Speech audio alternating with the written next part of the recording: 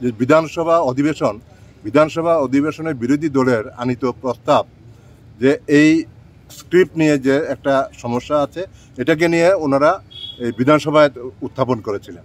তো এটার পরিপ্রেক্ষিতে আমাদের মাননীয় মুখ্যমন্ত্রীজি ওনাদেরকে বলেছেন যে উনি এর আগে এই বিধানসভা এই অধিবেশনের আগে উনি একটা সিবিএসসির চেয়ারপারসনকে উনি একটা চিঠি দিয়েছেন এবং বিধানসভা অধিবেশন 11 তারিখ শেষ হয়েছে, শেষ হওয়ার পর 12 তারিখ উনি আরেকটা চিঠি ওনাদের কথার পরিপ্রেক্ষিতে উনি আরেকটা চিঠি দিয়েছেন সিবিএসসির চেয়ারম্যানকে, যাতে রোমান হরফ এবং বেঙ্গলি হরফ এই দুইটা অপশনেই যাতে কোন হরফ নিয়ে তারা পরীক্ষা দেবে এটা নিয়ে উনি এই চেয়ারম্যানকে চিঠি দিয়েছেন।